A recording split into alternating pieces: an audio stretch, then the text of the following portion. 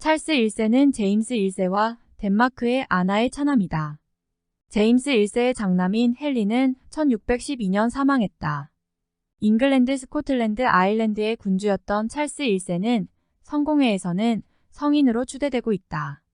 찰스 1세는 키가 작았으며 늘 수줍음을 탔고 말이 적으며 내성적이었다. 화가 반 다이크가 그린 초상화보다 실제의 위엄은 덜했다고 한다. 일설에 의하면 찰스 1세는 반 다이크가 초상화를 그려다 줬는데 내라는 돈은 안 내고 차일피일 미뤘다는 이야기도 있다. 신앙심이 돈독하였기에 찰스 1세가 왕위에 오르자 궁정 내의 저속한 분위기가 즉시 사라졌다고 한다. 독실한 성공의 신자였기 때문에 교권 강화는 곧 왕권 강화, 또 왕권 강화는 곧 교권 강화였다. 당시 왕족의 결혼이 그랬듯이 즉위 직후 정략 결혼을 하였다. 상대는 앙리 4세의 딸이자 루이 13세의 누이인 앙리에트 마리였다. 그러나 그녀는 독실한 가톨릭 신자였는데다가 왕의 측근들은 프랑스에서 온 왕비를 홀대하도록 왕을 부추겼기에 초기에는 사이가 좋지 못했다. 이걸 부추긴 대표적인 인물이 바로 최측근인 버킹엄 공작이다. 그러나 왕비의 반대파가 죽거나 실각한 후에는 부부 사이가 좋아졌으며 자식도 6명을 두었다. 찰스 1세의 치세는 국제정세와 국내의 기독교 종파 간의 갈등, 의회와의 권력 분쟁 등으로 바람 잘 날이 없었으며 이후 내전에서 올리버 크롬웰이 지도하는 의회군에게 패배하여 재판에 의해 형장의 이슬로 사라졌다. 좀 더 과거로 시간여행을 해서 찰스 1세의 아버지인 제임스 1세 시대로 가보자. 제임스 1세는 선대왕인 엘리자베스 1세의 능력에 미치지 못했지만 그래도 무난하게 나라를 다스렸다. 제임스 1세는 잉글랜드의 왕이 되기 이전에 이미 스코틀랜드의 왕으로서 통치 경력도 있었는데다 튜더 왕조에서 물려준 강력한 왕권과 청교도와 성공회를 단합시키는 등 정치력을 발휘하기도 하였다.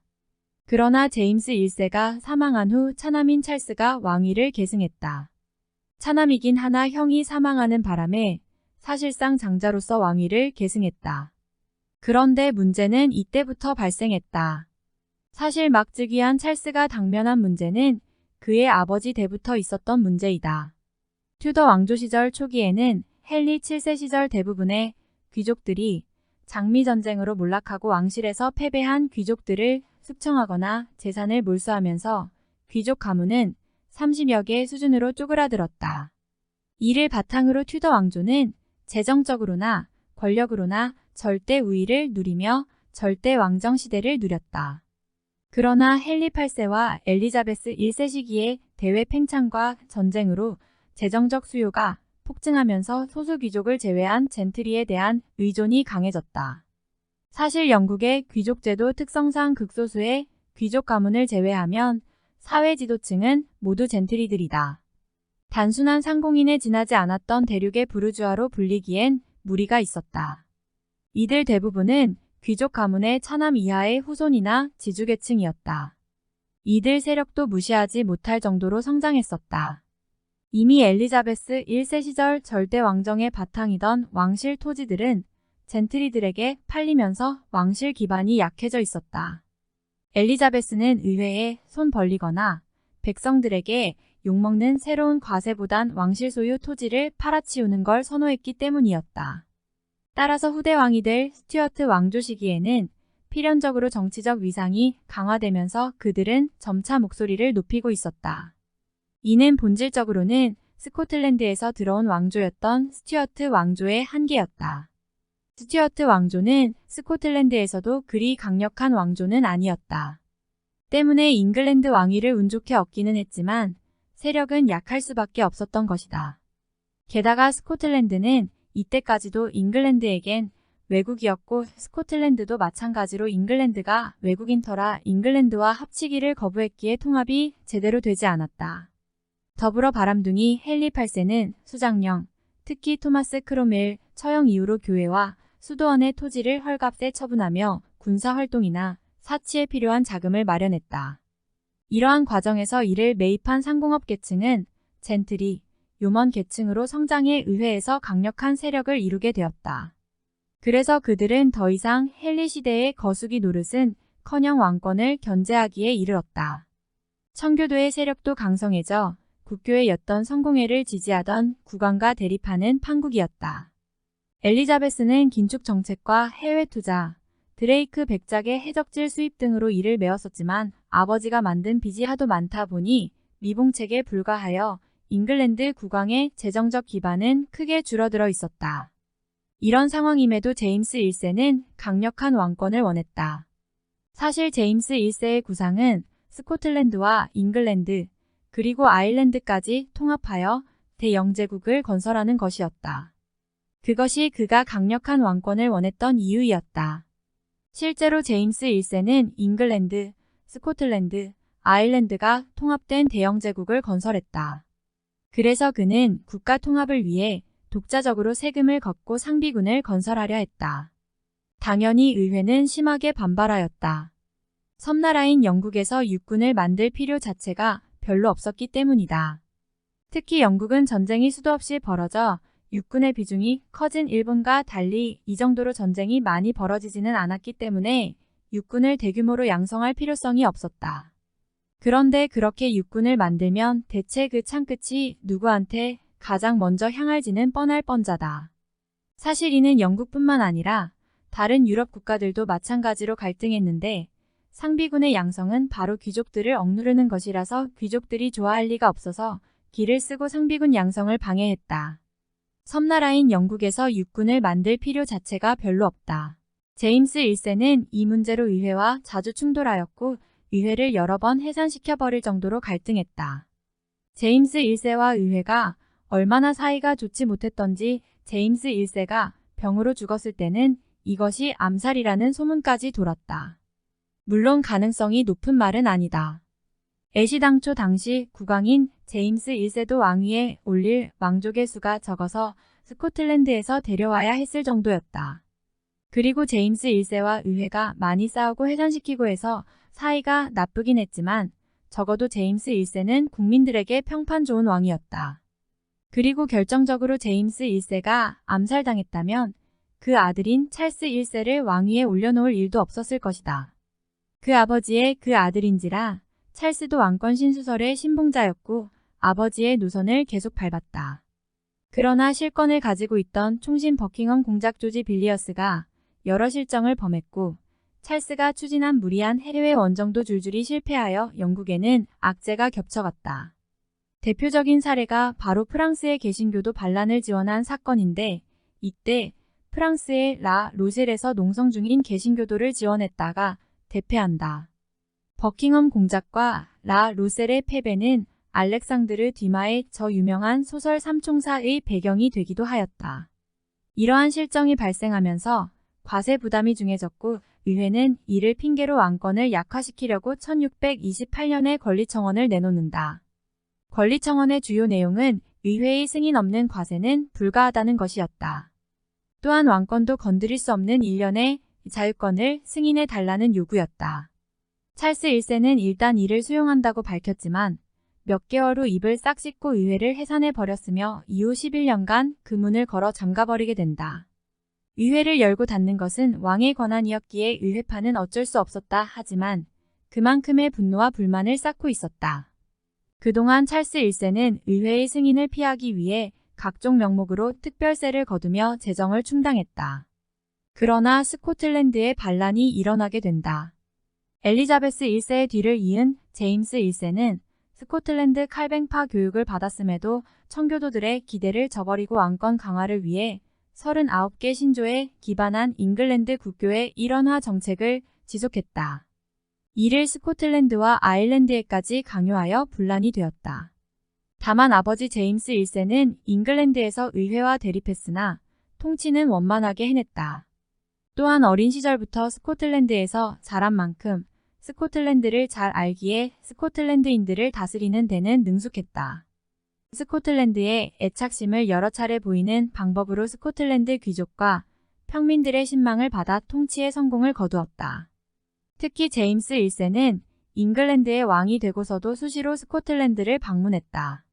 그리고 스코틀랜드의 유력 클랜 귀족들과 만남을 가지며 그들과 친분을 가지며 지지를 얻었다.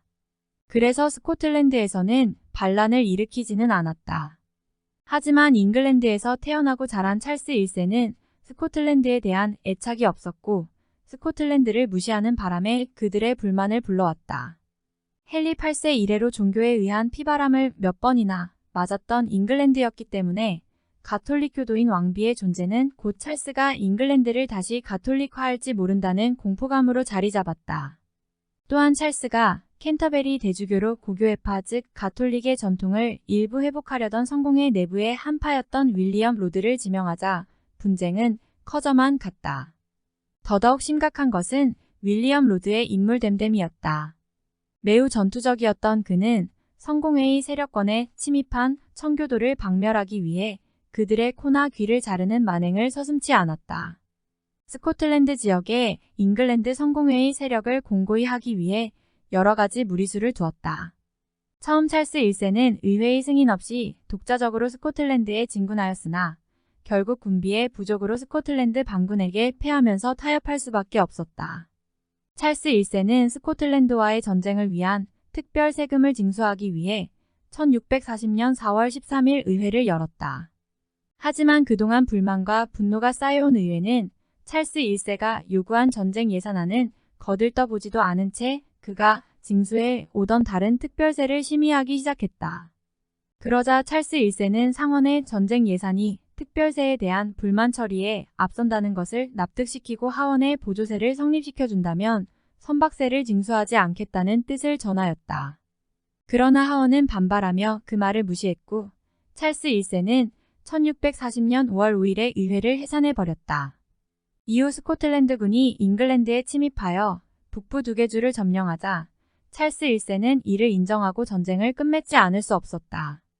콧대가 짓눌린 찰스 왕은 요크의 귀족만의 의회를 열었고 다시 11월 7일 웨스트민스터의 의회를 소집하였다.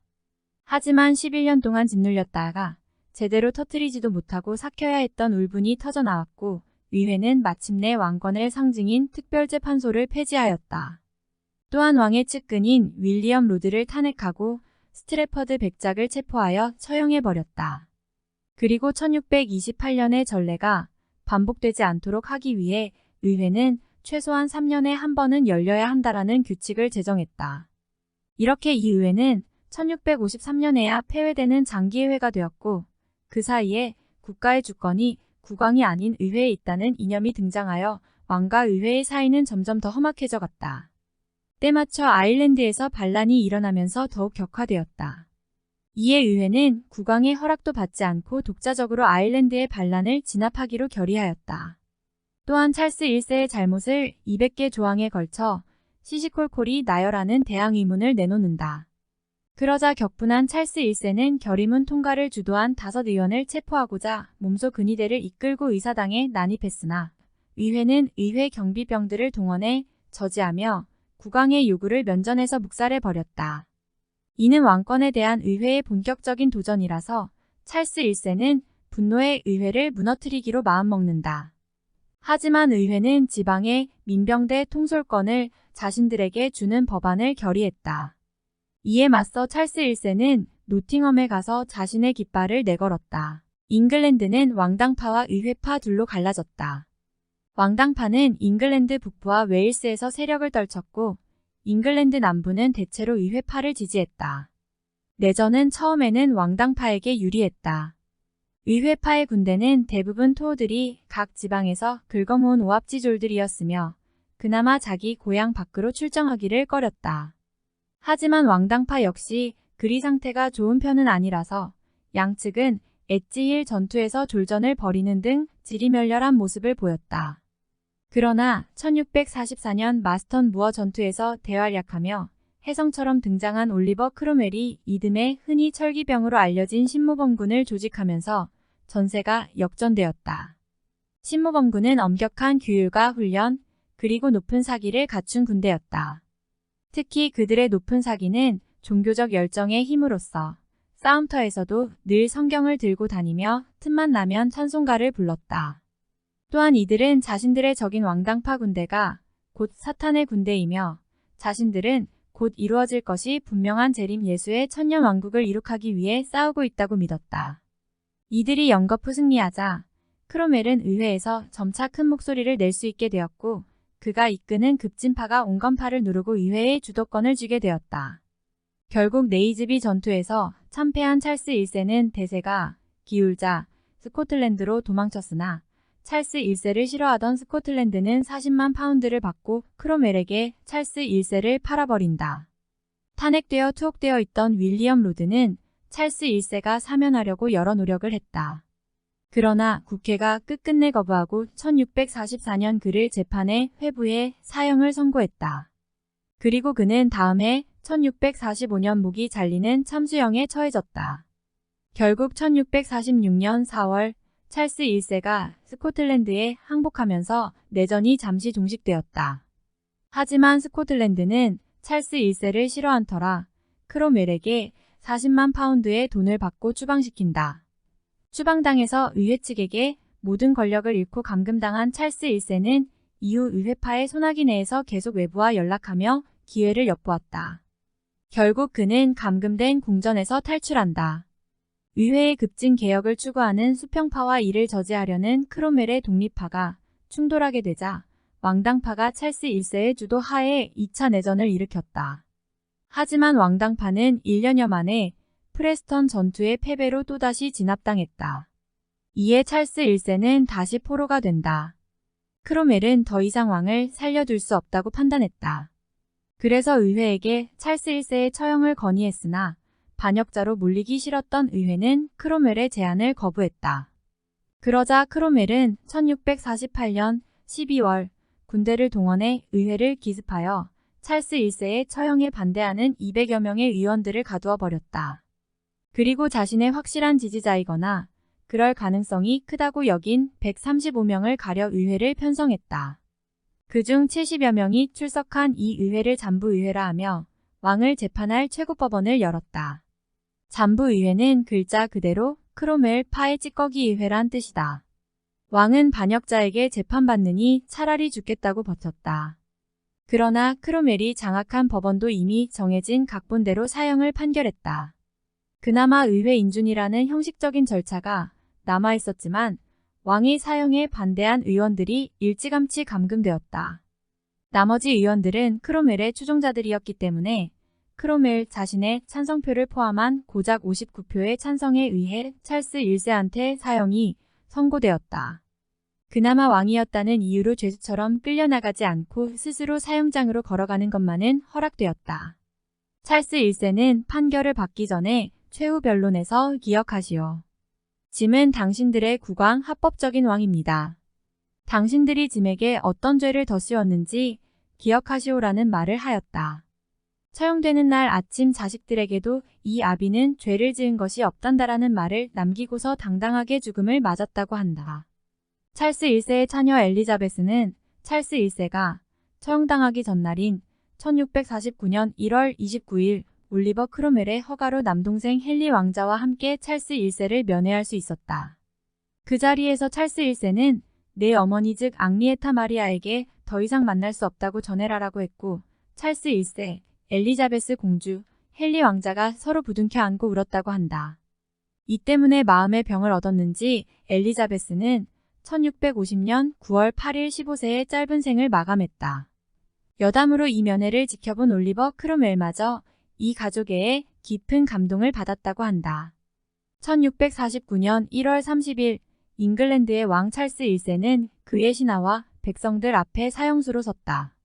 사형대는 잉글랜드 왕실과 귀족들의 연회장인 화이트홀의 뱅키팅 하우스 앞에 차려졌고 군인들이 그를 그곳으로 인도했다. 거기서 그는 군중들에게 마지막 연설을 했다. 자신 역시 그 누구보다도 백성들의 자유를 갈망했노라고 주장했다.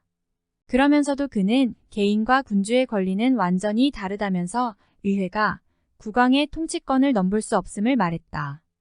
연설을 마친 찰스 1세는 집행자의 지시에 따라 사형대에 엎드렸으며 성직자가 사형을 받아들일 준비가 되었다고 말한 뒤 참수되었다. 찰스 1세의 목은 도끼질 한 번에 깨끗이 잘렸다. 집행자는 잘린 머리를 대중들 앞에 높이 들어 처형 사실을 알렸다. 처형 당시 매우 인상 깊은 유언을 남겼다고 하나 실제 찰스 1세가 마지막으로 남긴 유언은 짐은 이제 부패한 나라에서 영원히 변치 않는 나라로 간다. 이 세상의 어지러움이여 안녕히. 아직 단두대가 발명되기 전이라 목을 집행자가 도끼로 직접 잘랐는데 당시 집행자의 도끼질이 능숙하지 못했거나 도끼날이 날카롭지 못했을 경우 수번을 내려쳐 사형수가 끔찍한 고통을 겪고 저 세상에 가는 일이 빈번했다. 그런 의미에서 찰스 1세는 운이 좋았다. 실제로 찰스 1세의 할머니인 메리 스튜어트는 4번의 도끼질 만에 고통스럽게 최후를 맞았다. 이후 당분간 잉글랜드는 왕이 없는 국가, 즉 잉글랜드 연방이 되었다. 그러나 잉글랜드 연방은 무늬만 공화국이지 올리버 크롬웰이 의회를 해산해버리고 독재자가 되어 거의 왕이나 다름없는 권세를 휘둘렀다. 압제적인 정치를 펼쳤으며 통치를 아들에게 세습하여 실제적으로 의회의 권한 외엔 왕정과 차이는 없었다. 찰스 1세가 처형당한 연도는 1649년으로 베스트팔렌 조약의 다음 해이다.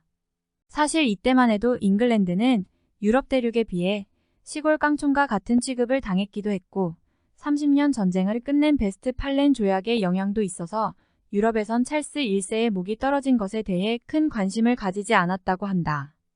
프랑스에서는 잉글랜드 놈들은 자기들 왕목을 자른다면서 비웃었는데 이로부터 144년 후 루이 16세가 단두대에서 목이 잘렸다는 것은 역사적인 아이러니가 아닐 수 없다.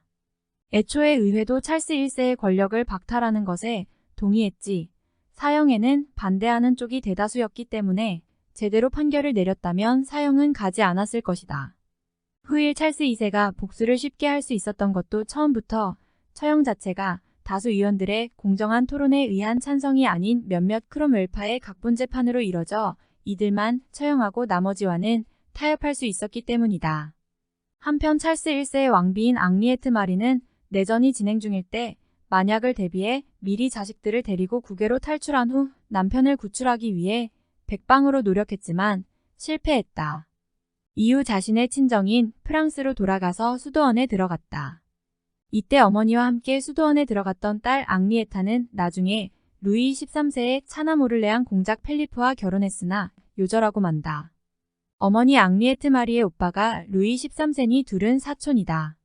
어쨌거나 찰스 1세의 왕비인 앙리에트 마리는 근현대사 유럽 혁명의 소용돌이 속에서 처형된 여러 군주들의 배우자들 중에 사형당하지 않고 제명해 세상을 떠난 케이스다. 남편이 처형당한 후에도 20년을 더 살았으며 큰아들 찰스가 왕정 복고를 이루는 것까지 생전에 지켜보았다. 훗날의 찰스 2세는 멸망한 왕조를 복구한 이후 혁명으로 목이 날아간 아버지 찰스 1세와 달리 귀족층들의 지지를 끌어내며 안정적인 정치를 펼치기도 했으나 굉장한 호색한이었고 낭비벽이 심했다.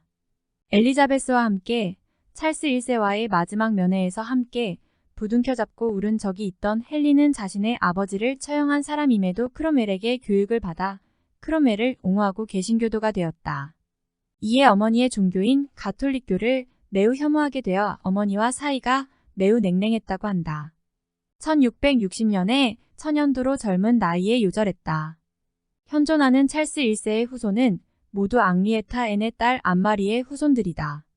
안마리가 사르데냐 국왕 비토리오 아메데오 2세의 왕비가 되었고 그 외손자인 루이 15세와 루이 15세의 사위인 파르마 공작 펠리포 1세를 통해 여러 유럽 왕가의 찰스 1세의 혈통이 퍼지게 되었다. 펠리페 6세, 룩셈부르크 대공 앙리, 불가리아의 마지막 차르시메온 2세 등의 인물이 모두 앙리에타 앤과 안마리의 후손들이다. 이 그림은 해상 강국으로 부상한 영국의 바로크 시대를 풍미한 화가 안토니 들라로슈가 그린 상상 속의 그림이다. 참수당한 이후 다시 목이 꿰매져 관 속에 누워있는 찰스 1세의 관 곁에 서 있는 크롬웰을 묘사하고 있다. 이후 찰스 1세의 처형을 주도한 크롬웰은 청교도 혁명의 지도자, 후국경으로 불렸다. 크롬웰은 1651년 항해 조례를 발표하여 당시 최강 네덜란드를 밀어내고 해상권을 장악한 인물이다. 그러나 역사의 수레바퀴는 크롬웰의 사후 왕정 복구가 이루어지는 방향으로 흘러갔다. 찰스 1세의 아들 찰스 2세가 영국을 왕정으로 다시 되돌리고 그에 의해 크롬웰은 무덤에서 다시 꺼내어져 부관 참시되었다. 그리고 그의 후임 국왕 제임스 2세가 의회에 맞서다 1688년 명예혁명으로 인해 프랑스로 망명했다. 이후에는 영국 왕가의 메리와 결혼한 네덜란드 윌리엄 3세가 영국 국왕으로 추대되었다. 윌리엄 3세는 권리장전을 승인하였다. 그리고 왕은 존재하되 군림하지 않는다는 영국의 전통을 마련했다. 결과적으로 찰스 1세의 처형은 영국 절대왕정의 종식으로 이어졌다. 그리고 다른 유럽 절대왕정 국가에 큰 교훈을 남겼다. 민의를 무시할 경우 국왕의 목숨조차 위태로울 수 있다는 경고였다. 하지만 이는 144년 후 프랑스에서 다시 반복되었다.